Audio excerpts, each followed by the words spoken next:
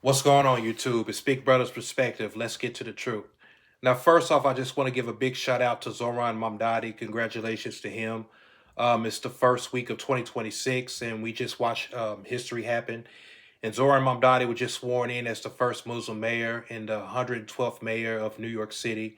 And he's already shaking things up. He didn't ask for permission. He just went on ahead and took charge, trying to make things right for New Yorkers. And I respect him for that.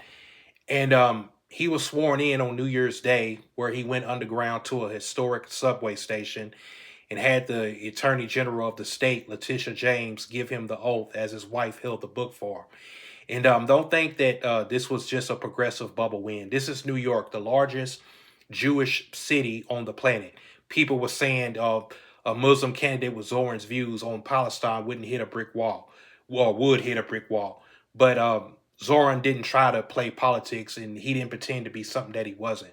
Um, he didn't play games. He went right into the heart of the neighborhood and put out a letter in Yiddish, the actual language they speak in those Hasidic communities down in Brooklyn. And look, he wasn't trying to argue with him about the Middle East or overseas politics. He kept it local. He talked about the rent freeze. He basically said, look, I'm the dude who's going to make sure your family doesn't get priced out of Williamsburg.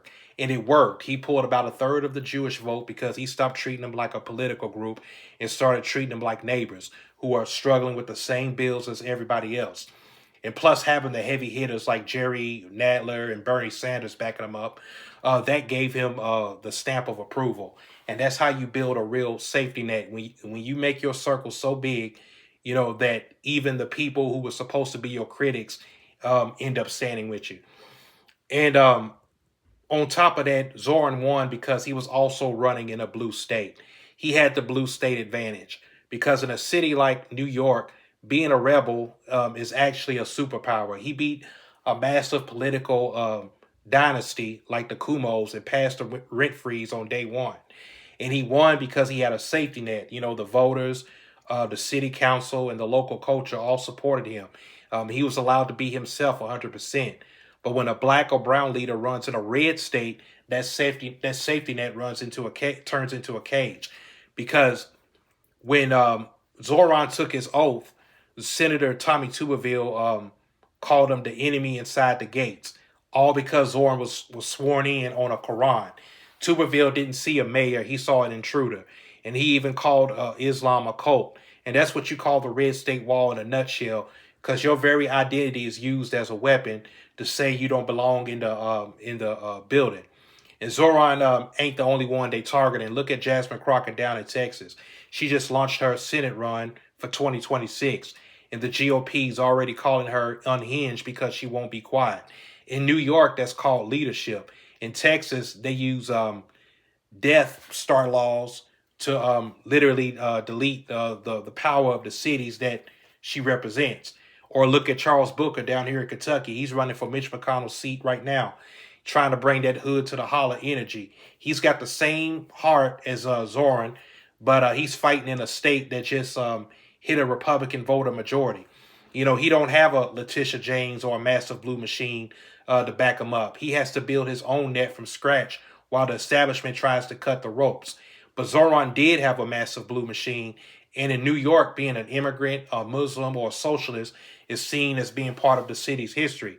But in red states, those same things are used as weapons against you. And this just proves the deep truth here about how we accept people. Because in black culture, we have cookout energy.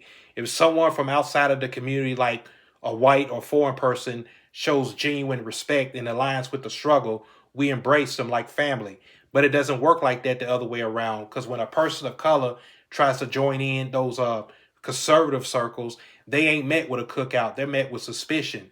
Now, look, I know what some of y'all are thinking. You've seen too many of those 90s sitcoms. You're thinking politics is like that TV show where there's a group of white guys and that one token black friend just hanging out at the bar. They all having a beer, laughing, and there ain't a single racist thought or feeling in the room. But stop it. Life ain't a sitcom, especially these days, because that beer in the bar energy disappears the second you stop being a token and start being a competition. Because look at Byron Donalds in Florida.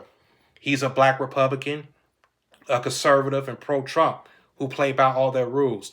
But the moment he tried to run for governor, his primary opponent, James Fishback, went for the jugular. He called Byron a slave to his donors, and he called him a tether. And he told Byron he had no right to be upset because his family is from Panama in Belize. And he used his heritage to tell him that he wasn't American enough to lead. And it's a brutal reminder. You can try to be one of the good ones, but the moment you seek real power in those circles, they see you as a threat. And Zoran's in a place where his outsider status is his strength. Byron is in a place where no matter how hard he works to be an insider, they will always remind him that he's an intruder the moment he gets too successful. And Zohran Mamdani proved that being authentic works, but only if you have a zip code that protects you. In New York, a fighter is a hero. In a red state, a fighter is an intruder or a tether. So I gotta ask: is Zohran the blueprint for the whole country, or is he just a New York luxury? Is Byron Donalds finding out the hard way that the sitcom was never real? Drop a comment below. Let me know if you think the cookout can survive outside the blue bubble. But this is Big Brother's Perspective. I'm out. Peace.